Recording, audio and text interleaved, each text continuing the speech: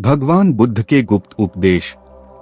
कई बार जीवन में हमें साधारण बातें समझ आती हैं, लेकिन गहरे रहस्य केवल अनुभव और ध्यान से ही समझ में आते हैं।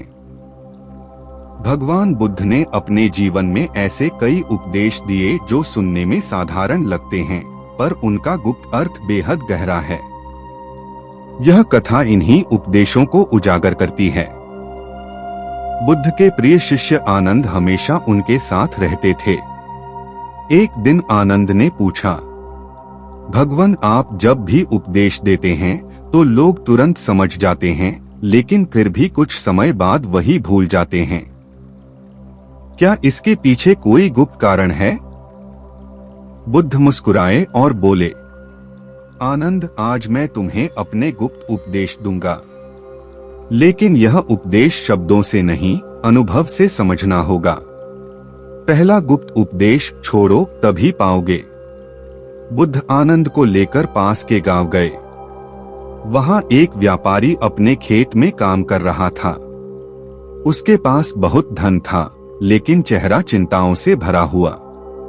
बुद्ध ने उससे पूछा, तुम इतने दुखी क्यों हो? व्यापारी बोला, भगवान मेरे पास धन है, खेत है, परिवार है, लेकिन मुझे डर है कि सब कुछ खो न दूं। रात दिन नींद नहीं आती। बुद्ध ने हंसकर कहा, जिस चीज को तुम पकड़कर बैठे हो वही तुम्हें पकड़े हुए है। छोड़ दो तभी सच्चा सुख मिलेगा। आनंद ने हैरानी से पूछा, भगवान अगर सब छोड़ देंगे तो जिएंगे कैसे? बुद्ध बोले, आनंद छोड़ने का मतलब बाहर की वस्तुओं को त्यागना नहीं, बल्कि मन के भीतर की आसक्ति को त्यागना है। यही पहला गुप्त उपदेश है। दूसरा गुप्त उपदेश मन ही मित्र और मन ही शत्रु। एक और गांव में बुद्ध और आनंद पहुंचे।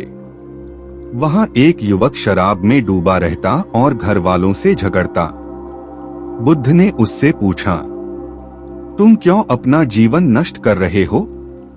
युवक बोला, भगवान मेरा कोई दुश्मन नहीं, लेकिन फिर भी मुझे चैन नहीं है।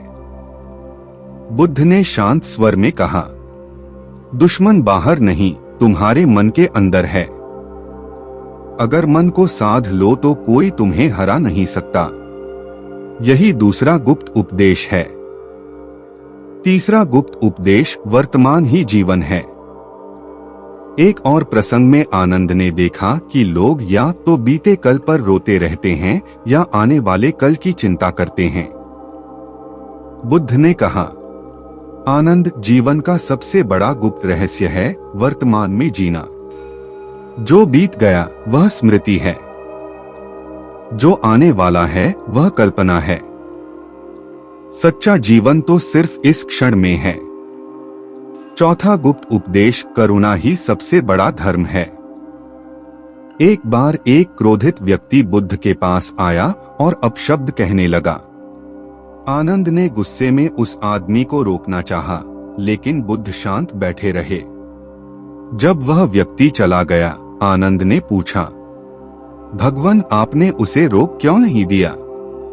बुद्ध ने मुस्कुराते हुए कहा, आनंद अगर कोई उपहार लाए और हम स्वीकार न करें तो वह किसके पास रहेगा? आनंद बोला, देने वाले के पास।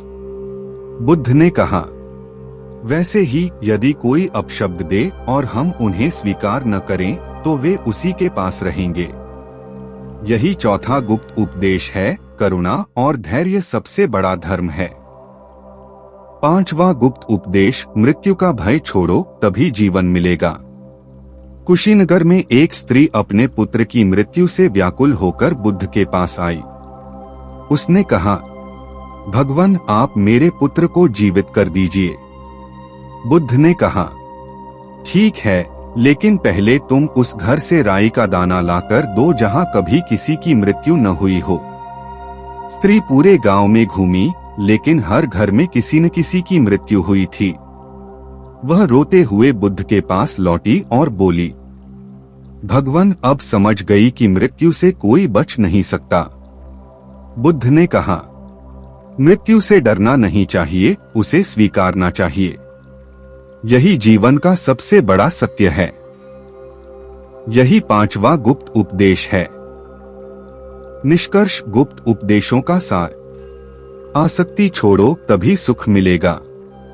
मन को साधो वही मित्र और शत्रु है। वर्तमान में जियो यही सच्चा जीवन है। करुणा और धैर्य सबसे बड़ा धर्म है। मृत्यु से मत डरो, उसे जीवन का हिस्सा मानो। आनंद ने बुद्ध से कहा, भगवान ये उपदेश सचमुच गुप्त हैं। इन्हें सिर्फ वही समझ सकता है जो अनुभव करना चाहता है। बुद्ध ने उत्तर दिया, ज्ञान किताबों से नहीं अनुभव से आता है।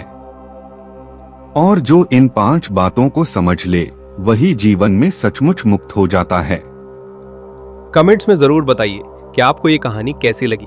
अगर आपको ये कहानी अच्छी लगी हो तो प्लीज लाइक और सब्सक्राइब कर दे। मिलते हैं अगली कहानी में, तब तक अपना ख्याल रखें। नमो बुद्धाय।